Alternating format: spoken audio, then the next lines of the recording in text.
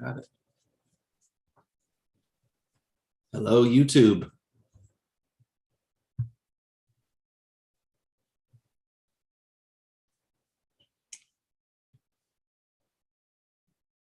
Slow setting up, it seems like.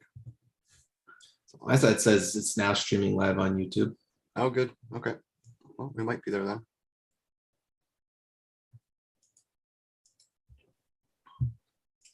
Do you stream on YouTube? I'll go check real quick. My screen says it's still setting up, but we'll find out in just a moment. Oh yeah, and looks like it was show. Yep. I see us there live. Excellent.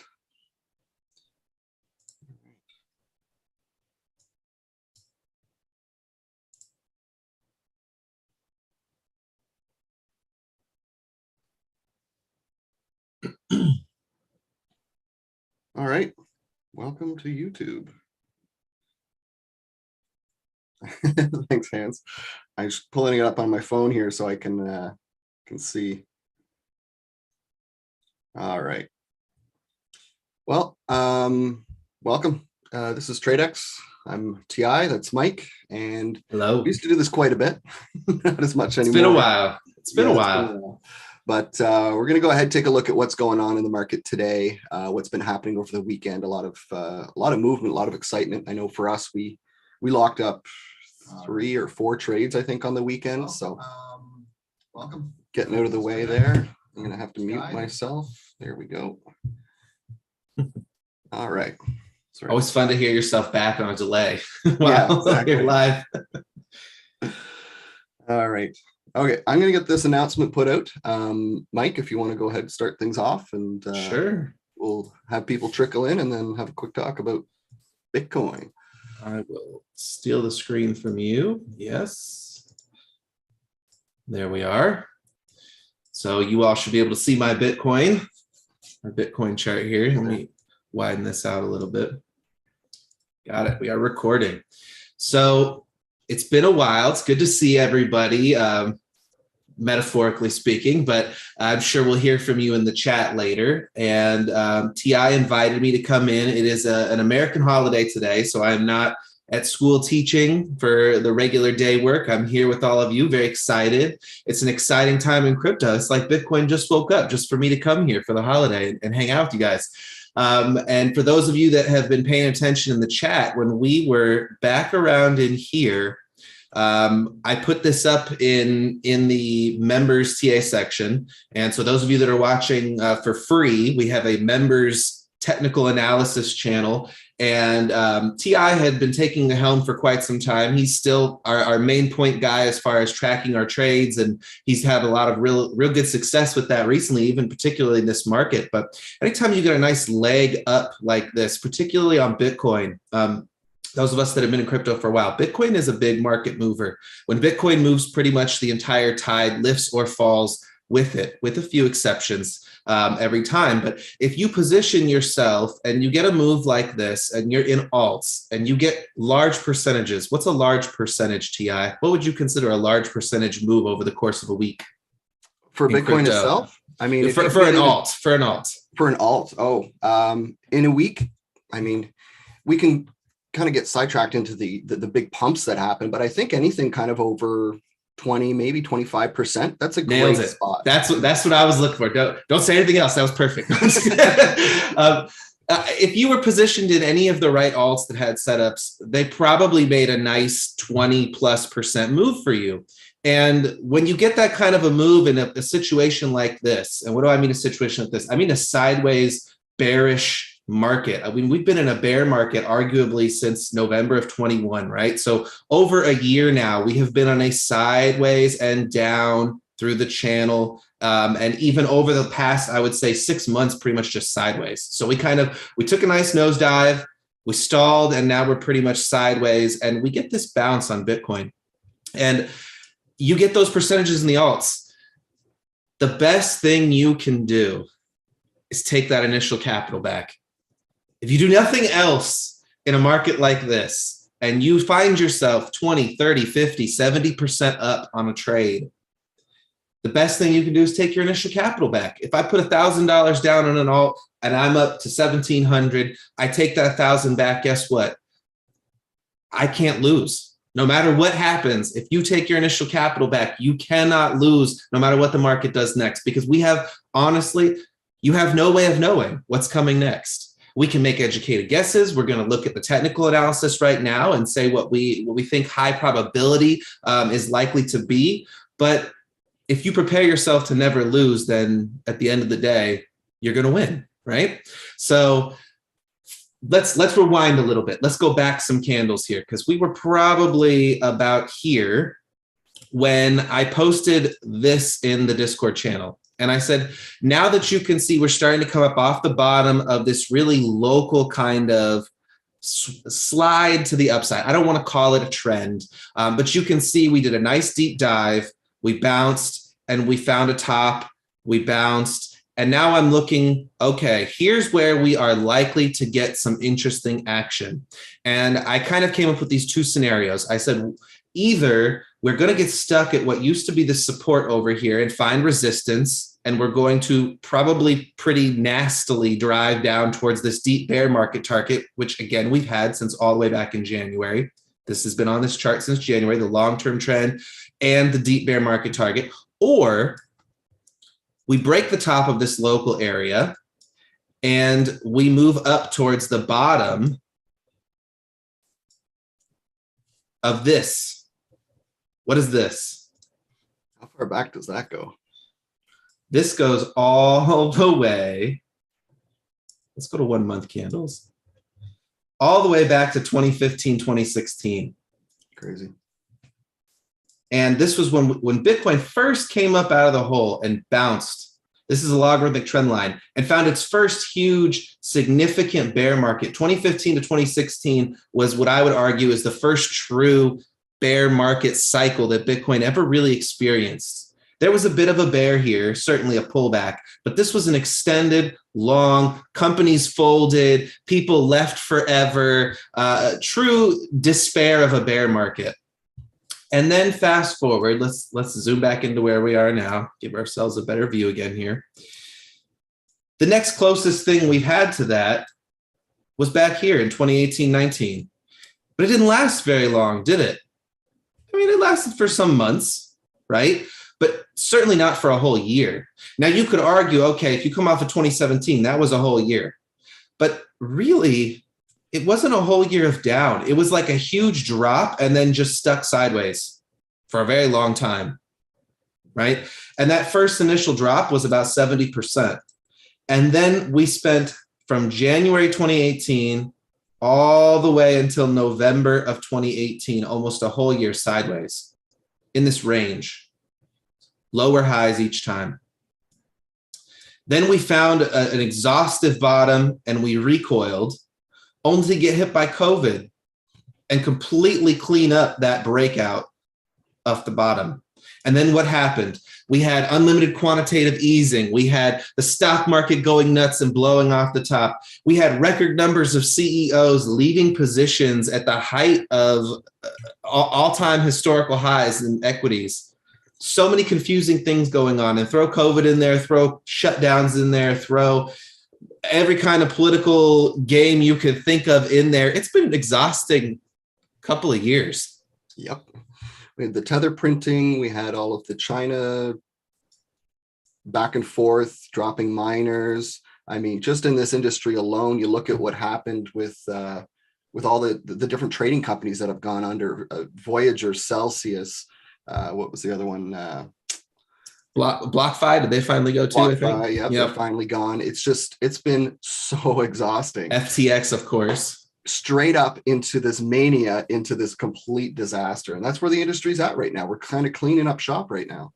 And so in that context, here we are sitting on the bottom. And if you look at volume on the 4 hour, significant volume on the dump, some interesting peaks through the bouncing, and then we've been flat until right here on the low time frame. There's a little creep in of green, a few little bars of it. And as you start to just watch it unfold, that's when we really start to go, something's going on here. And this was right after I had posted that chart in Discord and said, here's our potential probabilities. We slam into 19 and we reject, or we keep on going. Well, what happened? We slammed right into 19 for about 4, 8, 12, 16 hours. We had a decision to make. And the people behind the scenes said, no, we're going to keep going. Now, there's some very interesting things playing out right now in the market as a whole. And you can see as we've stalled in this area, looking left, we've been here before. We've sat in this area before for quite some time. If I go to the day chart where we're sitting at now, where we've been at for about 2 days, we've spent weeks in here, months in here, a long time in here. There's a lot of liquidity in this area. And as we've popped up out of the bottom, isn't it interesting that we've kind of stalled right at where we dipped into this area? We've stalled just a little bit. Well, there's a little bit of room left to go before we hit the next kind of major stall out point there. And it coincides pretty nicely with this 2015-16 logarithmic bear trend. Sorry, it was a bull trend line, but I'm looking for it to become some kind of a bearish rejection. If we don't reject at this line and we break up above it, it's going to get very FOMO'd. It's going to get very hyped. Everybody is going to say, this moving average is broken. This golden cross has happened. This divergence has occurred. We are in bull territory. It is time for Bitcoin to go to 100K. TI, if they break 23 and they hit 25, are you convinced they're going to 100 next? Not at all. No. Not at all. You've got so much stuff to get through. Even if you get to 25, there was a bit of cleanup there. We had resistance there before. This was the bear flag target we were originally looking for. And to be quite honest, the healthier option to me, if we were going to go to 25, would be to pull back and find some kind of a 1-2 before we move on to a true bullish impulse wave. And I'm not going to go into all the details of that. I don't want to disappoint Taco and say a detail slightly off, or Steven, but there is likely some Elliott wave potentiality in there. But you have to take steps to get there. Do not let anyone convince you out there, if we hit 25, we're going straight to 100. The odds of that occurring are slim to none at this point, in my perspective. So I'm waiting to see what's going to happen when Bitcoin gets to the top of this line. Can we break above it? Can we find something like this? Because there's always that potential. If we break and hook and hold it, we could find some kind of a pullback. We can start to measure it. We can look for waves and find things to go. But we have to get through that area first. We broke the first one. Great. Our alts are happy. We've got some good trades.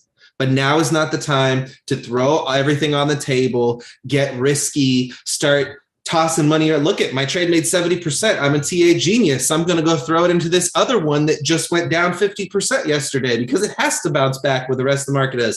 Don't make those mistakes. We've all done it. Certainly when I was new back in 2017, I was there for that first run up in 2017. I got in end of summer 2017 when I started watching this market, and anything you picked went up. Everyone was a genius until the market turned around and they weren't. And then in this area over here, every single time we did one of these, every single time, right in this area. The bear's over, the bull's back. We're going to the moon, guys. Buy everything. And undeniably, every time somebody did that, they got slammed.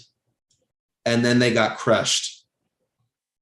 If we are here and we are not here, you don't want to be buying in here and then have to hold through this. That will be the worst possible place you could put yourself in. So you have to plan your risk with every trade. Have a stop. Know where you're going to get out. If you're up positive and you haven't taken your initial, you should probably have a break-even point. What's that? That's a stop loss where you get out with zero loss. That's where you pull your stop loss up to the point you bought in. So if the entire market craps out on you tomorrow, you at least get to keep the money you started with, providing you're not on an FTX-like exchange and you didn't mess up over leveraging too much money and leaving it on an exchange. So how do you do that, Mike? Are there people actually doing that? Are they actually successful at protecting their capital and looking after their trades? Well, absolutely. Kind of talking about us. This is what we do.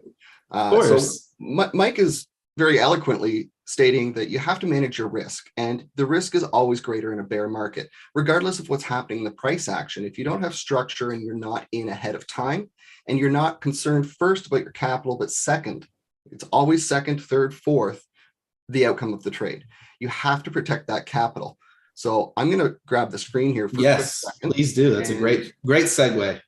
This is just a very quick glimpse. I'll show you what we've been tracking. You can see we have one loss of all of our trades. All of these yellow are flat, and that's what Mike's talking about. Get out of the way. Wait a minute, Ti. Wait a minute. You mean in a bear market, sideways, down, and then sideways for over a year, you can actually still win trades and not take significant losses? Easily. Yep. You just have to be prepared. You have to be putting your risk first. And I think a lot of people get caught up in the other side of the market and really get caught up in the greed. So one of the reasons and the arguments why we're going up here, there are some people speculating that maybe this is a manipulated pump. There's a lot of uncertainty around even the banks backing major exchanges like Binance. Binance is clearly under attack from Sam Bankman-Fried and the FTX crew, but this is not new. This is not new to the market. It's just new that we're more open to hearing about it. And it's really easy to kind of put out the FUD and get all angry and disappointed in a bear market. It's much harder to see that when we're in a bull market. You're buying Dogecoin because the richest man in the world tweeted a dog picture. It's a totally different sentiment right now. But there is a lot of big money moving. Sentiment is one of the analytics companies in the space, along with Glassnodes and a few others that I follow. And they've been outlining where the sharks, which is more bigger retail investors, the little whales, and then the largest whales, what they've been doing. And you'll see that there's been gradual steps of each stage here. And this is pretty typical of a Bitcoin bottom. So I'm going to bring you the more bullish scenario here while Mike's going to kind of pull us into the depths of the lower levels. I do believe we go lower. I think fundamentally we're in that cleansing sort of stage. We're seeing the regulations. We're seeing the banks having to be responsible for operating within the space. And we're watching what's happening with the definition of securities, stable coins. And we're really seeing a digital surge from government entities and obviously federal banks and that sort of thing with the central bank digital currencies. This is a whole transition of power and control, and they don't have it with things like Tether. They don't have it with things like Binance in the mix here, and that's what we're working on. But I'm going to play the bull here, and I'm going to say that as we're pulling through this, we're seeing the accumulation, and this has been very typical of a bottoming in the market. And as we take a look at our very simplified chart, I try and keep my chart super simple. The realistic levels that Mike's been looking at there, right around that 23,000, that core that aligns with the overall bearish trend that we have overhead here. Now, is it a trend? One touch, two touch? We haven't come back and touched that yet. Is that what we're about to do? We can also zoom far enough out that we're seeing some of the major moving averages. We just crossed I believe it's just the 200 simple moving day average for the first time in forever. And it's always been one of those indicators that kind of signals that we're at or near the bottom. Is this the bottom of crypto? Is this the bottom of Bitcoin? It's unlikely. This is a relief pump. I have been in the market updates 3 days a week for months asking for a relief pump. I was asking for it here. Is this enough to get us going? It wasn't. Was this enough to get us going? FTX. It's been one thing after another. We have never had a FOMO, a fear of missing out moment in this bear market that's been of any meaningful level. And that's what we need for the bottom. We also need clarity on what's happening with the miners. For the first time since this bear market started, the miners have stopped selling their Bitcoin. They sold almost everything in the last 12 months. Every single Bitcoin mined was sold to try cover expenses because they're so debt laden. They're so heavily leveraged into their debt. Some are surviving, some are going bankrupt. But what we are seeing is this Bitcoin hash rate just continuing to rise and rise and rise. The production cost of Bitcoin is being adjusted as this is happening as well. So it's becoming more competitive. It's a very, very difficult situation to have your miners, the supportive structure behind the currency, selling everything that they're making. It's only in bull markets that we see the hodl strategy and them holding on. And for the first time, just as this wave started, we saw that beginning. It's really interesting to see this market at this level, because we are getting some of those true bottom signs. But there are a lot of other things hanging out there right now, keeping us away from that. Just to recap what we've been doing at TradeX, we've been trading pretty heavily, especially recently. With the low volatility, you get a lot of opportunities for setups.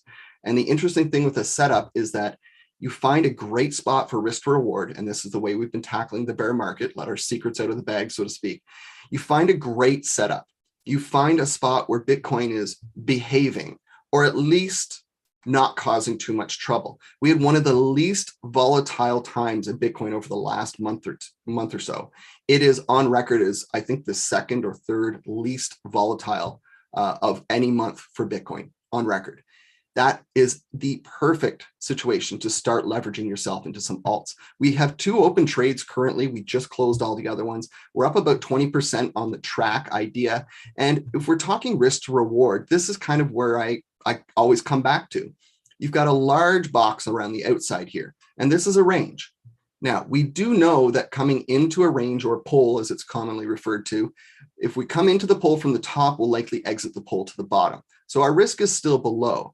But what do we have outside of the just very general large box? We have a smaller box tucked inside here. What is this?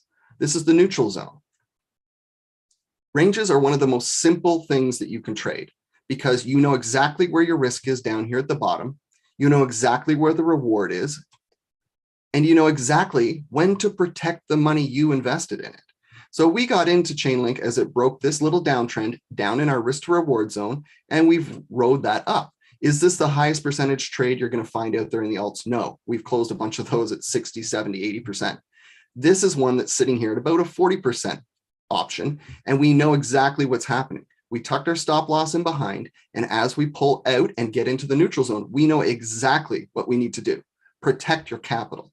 And that's why we have 5 or 6 trades that ended very flat. And we have another 4 or 5 that only ended in 2 to 7 to 10% gains, because we got our stop losses in a position where we're risk-free and taking just a couple bucks on the way. I love when you say only, like yeah. Only, percentages that would be happy to have in a traditional portfolio in a whole year in this type of market. We're very greedy. We're very, very greedy in crypto. So this idea that we've got Chainlink down here, we're sitting risk-free. We've been up as high as 25%. Look at that bounce already on the daily, exactly in that neutral zone. Is it going to hold? I expect it probably will. We'll likely get closure of this if Bitcoin doesn't do anything too spastic. But that's where you always have to come back to Bitcoin to watch what's happening. I'll take just a quick second here and run over a couple of the other trades and the reasons why we made the decisions that we did. FET came out of a triangle here. This is fetch.ai. There's a huge surge right now on artificial intelligence coins and the conversations that people are having around its use cases, chat GPT, all of that stuff, super popular. So in crypto, because we're largely based on kind of retail hype still, it's very speculative. These coins have been rushing to new tops and making a lot of space at the bottom.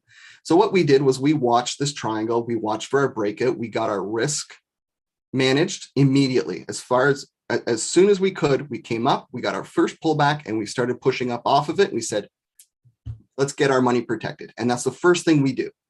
Yeah, you can get stopped out very quickly doing that, but you have to protect your money if you're going to have any option to make more. And then we came up and we identified a bear flag. And then we identified the bear flag target. And then we started wicking out at the top. this top was also where there's pretty significant resistance, always looking left. This was a major top. This was a major bottom. This is a bear market. We're not greedy. We got out. Now, did FEC continue to run? Did we miss out on this remaining bit? Absolutely. But that's not what bear markets are for.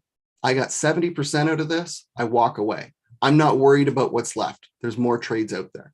And that's the way that we manage this. It's not about buying the bottom and selling the top every time. You take your chunk, you go find a better setup with great risk to reward, and you protect yourself and give yourself the opportunity to win. One of our other ones that we traded recently was XMR, again, kind of working itself into a triangle. And the thing with Monero here is that it was one of the first to start marching into its trend line and just grinding away. And we identified that very early on, and we did not get into the trade under the resistance of the trend. We waited for the break and a pullback, and we got in back into the triangle here, and we waited patiently. We were in this trade, I believe, somewhere back here. I believe it was mid-December. It's on that sheet that I showed you earlier. And then we got our target. We came into the triangle. We came out of the triangle. We have our support resistance. We have our fibs. We have so many reasons to be out. We're out of the way. You're making money. One of the ones that we wanted to get into, but we didn't, is Solana. Why? We came up, we hit a bull flag, we came up, we got the target, we consolidated. I said, you know what though? There's nothing really wrong with Solana, other than the fact that I really don't like it. I don't like its technology. I don't think it's got a unique use case. I don't think there's any demand for it. The network is undervalued. It is undervalued. It's a big part of the FTX ordeal, and reach out and we can go back and forth about that later on if you like. But what are we seeing here? We see consolidation. We see consolidation. We see consolidation. It's likely heading higher. And I told everybody in our market update that this probably won't wait for us. And that's okay. You got to let some of them go because there's no risk to reward option here for me that makes enough sense. You win some, you lose some. Waiting for a pullback on render. Is it going to come? Probably not. It's not looking like it's going to come. So ICP was one of the other ones we got out of the way of. We got our target perfectly here out of a double bottom. So you measure the double bottom out, and that's what we're waiting for on the track trade right now is a double bottom. The thing about the track trade is we got aggressive and we got in before confirmation. And so we're zoomed out here waiting for it, and it's doing its thing, but we're at that kind of midline here of this double bottom that could be pretty epic. There is a lot of space above there on track. So looking upwards, we've got controlled trades, we've got aggressive trades, we've got closed trades. The one common denominator, and the only reason we're profitable, is because we protect the capital first. We take our profits later. So I'm going to leave it at that, but that's how we kind of manage things within our group at TradeX. Super excited to be able to share some of this with you. This is not my personal system, and this is not something that I've traded personally. This is how to set up the baseline of a system, the foundation mounted on all of your risk. All of your risk has to be the foundation of your trading system. And what we encourage people to do is find the things that work for you. Communicate them, talk to us. I love seeing the way other people trade and are able to manage the markets, even though it's completely foreign to me. Recently in our market updates, I covered Wyckoff, not in any detail, not with any technical knowledge. I just covered the concept of the volume and price action and how they relate together. It's all based around human psychology. You've seen what's happened with Stefan and Taco and how they're so in depth into Fibonacci's and Elliott wave. The level of detail required to follow that is amazing. And it almost looks like magic on the page when all of these things come together and work out. That is a very detailed type of technical analysis, but come back to the end of it, it's all based on human psychology. If you're going to win in this market, you don't have to win at human psychology, you have to win at your own psychology, because that's the only thing that the market beats up on. And TI, I'll just to kind of tack on to what you're talking about here. Yeah. If you can get the foundational layer in place, that protecting your risk, protecting your capital, at that point, it really comes down to picking a style that suits you with in terms of what you do with what's left. So all those trades TI was talking about, where they went straight to the targets, the successful trades, they hit those targets, we got out of the way, we took our risk off. if you're worried about that, what was the one, ICP, where you got most of it but lost the last 70% or so? The FET, yeah. FET. Yeah. Trades like that, if you're the kind of person where it keeps you up at night because you missed the end of that, well, the whole foundation of this works in your favor because all you had to do was leave 10% of it behind, right? You have these options and these flexibilities. When you get your initial capital out and you've protected yourself so that you cannot lose this money that you started with, everything else becomes optional. What do you want to do with it? Do you want to build a long-term portfolio? One really simple way to build the safest portfolio you can for the long term, if you truly think crypto is going to be here for a long time, take that altcoin, take the gains that you made, turn them into Bitcoin, and put the Bitcoin in your own private wallet. Why Bitcoin? Why would I put Bitcoin in my own private wallet, TI? Well, because you don't want to leave it on FTX. Because you don't want to leave it on FTX. Exactly. And so even if you are someone who said, well, I don't want to have 20 coins sitting in my portfolio for 5 years. Half of them are going to be destroyed and I might lose them on each. So turn it into Bitcoin, turn it into Litecoin, turn it into Ethereum, put it in a private wallet where you control the keys, and then wait for the long term for the next bull run, because that's still accumulating your profits into a crypto portfolio for the long term. So I think, TI, talking about this psychology, you really have to know yourself, and you have to know what's going to keep you up at night and how do I plan around it. That's kind of how I approach it, because I don't want, the worst thing I could do is be stressing out about these trades when I'm not sitting in front of the computer. If you find yourself stressed by interacting with the market, you have not come up with a plan that works well for you and your psychology. That is your first kind of big glaring red flag. Once you get to the point where you're like, good, my trades are set, I can walk away, I'm going to go hang out with the dogs, I'm going to go see my kids, I'm going to come back in a couple of days, that's when your plan is working in your favor. And if you don't lose money because you protected your risk, that's how you know you're doing it right. Yeah.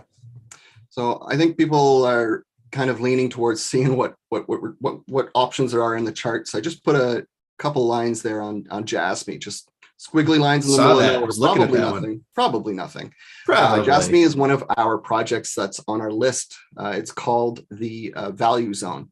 And we have these zones very, very low on some of these projects.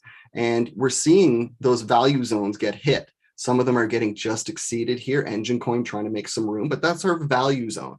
And the concept that we try to encourage people to use, if you're struggling with trading and you have more of an investor type of mentality, this concept of buying into a value zone, you to basically take a small amount of money, split it into tiny little pieces, find an area of value on the chart that makes sense, technically, fundamentally, whatever it is that tickles your fancy, and make sure it's a good project. Put in the work. And that's what we do. We do a full breakdown of these projects. And then when they get dropped in the value zone, we start tracking them. We start saying, this is that investment time. Is Engine Coin going to go below this level? It's very possible. It's very, very possible. Will Engine ever be above this zone? I have more hope in Engine than I do in Mask. It has a history, it has a established business model, it has a need, it's filling its own niche. It has been very successful. I think Mask is probably one that doesn't have those things. Probably not. Filecoin is in our value zone as well, and you'll see it took a huge jump out. Now, you can't control the way that this works, but this value zone, you're still probably around break even if you were buying the bottom like many people were. And then what happened here? Well, if you follow in our market updates, you know that the Digital Currency Group was the largest investor of Filecoin. They are having some financial difficulties, we'll call them. Liquidity problems internally. It's possibly one of those other kind of black swans sitting out there. And that's kind of what we're waiting on here. But it looks like they liquidated a huge amount of their position of Filecoin. You can't avoid these things. And that's why you're using small amounts of money in these investment ideas. And these investment ideas, every single one of them that we've put out, we've hit, sometimes exceeded, but every single one of them right now today is either in or above their value zone, and will in the future, assuming all of crypto doesn't collapse somehow, they will be very profitable. this whole strategy is based on what happened to me personally back in 2019 and 2020. The end of 2020, I bought into VRA, Quant, and I think my average buy for Quant was something like $5, $6 or something.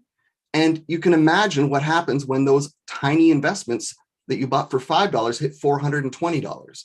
I'm not saying we're going to get the same bull run again, but I'm telling you that $5 can turn into 10 if it's in a good project, and if you're looking for value, and if you're able to tolerate the volatility that comes with it.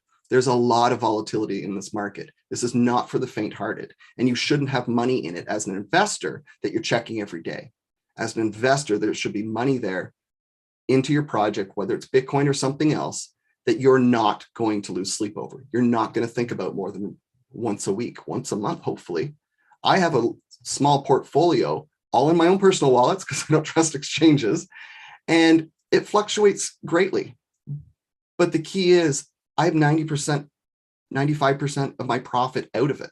I've cashed out of everything that I needed to cash out of, and I just kept that little 10% that Mike was talking about. You want that final big bump on FET, you leave your 10% in, you take advantage. So lots of options for making money, even in a bear market, whether you're trading, whether you're investing. It's about using your head and making sure that you're honest with yourself. You have to be honest with yourself, because if you don't have that psychology locked in, you're in a world of pain. Anyway, I'm going to leave it at that. But I think the idea that we're coming out of the bottom here, there are so many indications that we are seeing the bottoming of crypto. But one of the other big indications that I'm seeing, we'll just take Jasmy as an example because we're already here, is that we now have space. Jasmy can go down 48% and not make a new bottom, an all-time low. Let's look at another one. Is ICP good? It's been a while since we've seen a lot of the coins come off of this like that and leave space behind. Definitely. Which have to do more than 38% damage to ICP to put in a new bottom. You know, T, I when it was my turn talking about Bitcoin, and I do lean kind of bearish because it's been bearish for so long. I'm still looking for those signs of that bullishness. I do believe we could be finally putting in the bottom. The question will be, do we come straight out of it and pull back and hold support? Do we double bottom? Do we dip an exhaustive head in place and really freak everyone one last time? It's so many unanswered questions. I do think there's an end in sight, though. I think we finally are seeing a light at the end of that tunnel, and it's just a matter of what few bumps do we have left before we finally can say it's bull time, it's back. Let's start picking those hot runners and get going. We're so close. It is close. I think there are too many uncertainties left remaining in this market, and like we talked about at the start, cleaning up this space is what's happening. This is the .com bubble bursting. This is the internet finally kind of catching on in 2000. And that's the sort of purge that we're seeing here. And it's going to take some time. Even the regulations from the US specifically are going to take a lot more time than we really believe that they should. We're not seeing cooperation from the regulators. For me, if I'm looking at Bitcoin as a bullish picture, I'm going to have to get us up here. We're going to have to challenge that line and break through it. I'm still not bullish at 25. Because I don't think that that's anywhere near bullish. And I'm still not bullish as we approach 28 and a half-ish. You really got to get up over that 30 mark and out of that nastiness. 28, 30. Yeah. And there are a lot of stats coming out now with the on-chain metrics and things like that, calling for not this pattern to play out, but actually calling for something more along the lines of this. That's quite a beautiful, almost inverse head and shoulders there, Ti. It is. Look at that. So what we're looking at here is not necessarily guaranteed to be a bottom. It certainly can be. And if you're following along with us in the market updates and you see the market in the way that we do, we're ready. It's fine if it's the bottom. We've got investments. We're trading actively. We're getting into positions. I've been very open about my own personal decisions on Bitcoin, 28, 25, 21, 18, and there was a 15, I think. I'll have to go back and look at my notes, but I have my own investment thesis, and that's mine. It might not fit for you. But what we have been saying since we broke down through the bottom here value, back to the value zone. Where is Bitcoin of good value? I like that box. Should make it green, I guess. I like that box too. And this is what you're showing is another reason why I mentioned earlier, if you make profit in altcoins, you can park it in Bitcoin, because Bitcoin is in the value space. It doesn't matter if I park my gains into Bitcoin and Bitcoin takes off, guess what? Yay me, because now I'm winning again. And when Bitcoin takes off, let's say Bitcoin breaks all expectations, TI, and runs to 50K tomorrow. What am I going to do? I'm going to go and take some of that Bitcoin and turn it into fiat for the pullback. That's exactly what I'm going to do. So you have to be ahead of these moves, not trying to play catch up with them. That's a big key that a lot of people end up, especially in the beginning. You always feel like you're chasing everything. And my favorite part about what we do and what Mike and I have kind of just really made our mainstay is this conversation around psychology, this conversation around risk management. If you are not opening up a chart every day and those aren't the first things kind of running through your head, am I here? Am I present? Am I capable of doing what I'm here to do today? And am I looking up, or am I looking at myself? Am I looking at my money? Because that's the most important part. It's not what's above it. It's not where that profit is. It's how to manage it. And we're talking about Bitcoin bottoms and hopefully eventually tops again. Yeah. But they don't matter. If you have those other things managed, it doesn't matter if it's a bear market. It doesn't matter if it's a bull market. It doesn't matter if it's a transitioning market. It's just a market. A place to be successful if your system works for you. And it has been such a reward over the last year, whatever it's been, to work with people and watch them do things in their way and in their comfort zone, and to manage things very differently than I do personally, but prove to themselves that they can be productive and successful. And I think that's the craziest thing about this, is we get so caught up in the bottom or in the top. And I'm not going to give you an exact number. I think we probably land between 14 and 12K. I think that's probably the Bitcoin bottom. It doesn't matter what I think. And it doesn't matter to my trading portfolio or my investment portfolio if that is or is not. How do we get lower than that though, Mike? How do we get lower than 12 to 14K? Yeah. Well, I mean, there are ways it could happen. I would be hard pressed to think if we did it, we would hold it for long. I think if we did something like that, you're looking at that COVID Black Swan March 2020 kind of straight down and rebound kind of exhaustion type of bottom. But certainly things like, let's say Coinbase became illiquid and shut down and nobody could withdraw off of Coinbase, and Binance suddenly freezes withdrawals. So all you can do is buy or sell on the exchange. Let's say Tether gets frozen. Let's say the people behind Tether get indicted. They go to court and all of a sudden they are ordered to put it in the command that stops the Tether network. I mean, do you know how Tether runs? Do you know what's running the Tether network? What's it on top of? It's on top of like 7 different chains now, right? Well, I think it was up to like 9 or 10 now, actually. They keep adding more. Why do they do that? Because they know there's going to be a time when they're going to probably get told they have to stop something. And if I am a government agency and I say, Tether, you need to stop printing more Tether, you need to freeze your transactions, they could freeze one of those chains and the other 9 are still going, right? But the panic, the FUD, the fear that would come out of an event like that, the liquidity locking up temporarily, could certainly put some kind of a crazy candle in like that. But again, I don't think that it would be sustainable. Moves to the upside extreme are just as unsustainable as moves to the downside extreme. So one more metric that I kind of go back to, if you know anything about the stock market and how it opens and closes, futures, things like that, they don't operate on the weekend. So what happens when they close on Friday is if something happens over the weekend, good or bad, they can create a gap in the price action. And so the largest Bitcoin futures that we have are the CME Bitcoin futures. And just like the other markets, when these gaps show up, we're almost every single time coming back to fill those gaps.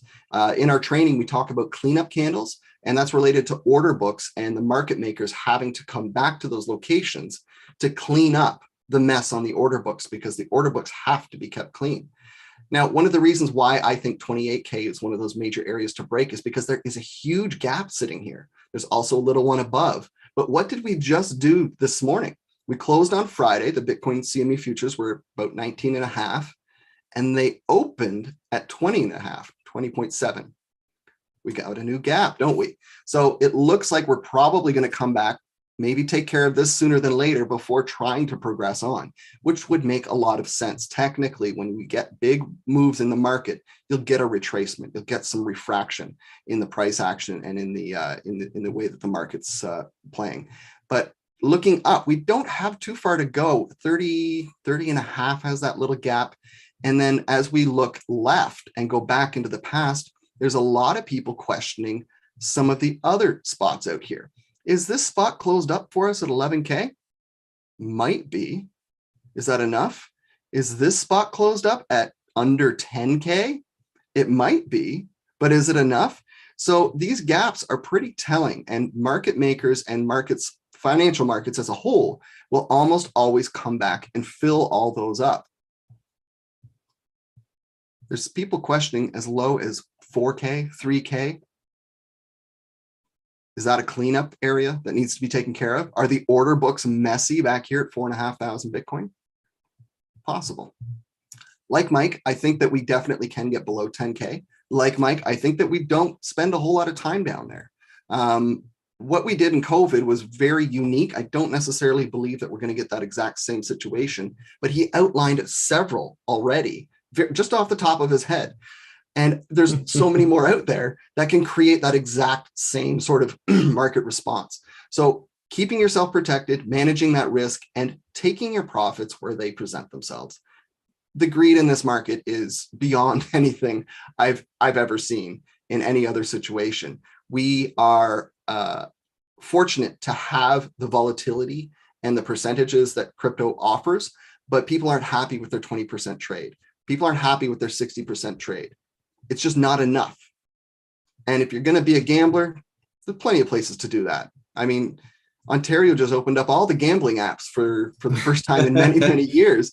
Everybody has access to gambling. You don't need to be in this market to gamble. You shouldn't be in the stock market gambling or any other financial market gambling your money. If you want to be successful, reach out, ask for help, tell us what's bothering you, what's not working in your system, and let's work on it. We've helped a lot of people already, and looking forward to the bull market to kind of give a lot of other support and really see people build confidence in their own systems and in the way that they're able to execute in this market. You're not supposed to execute like TI. You're not supposed to execute like Mike.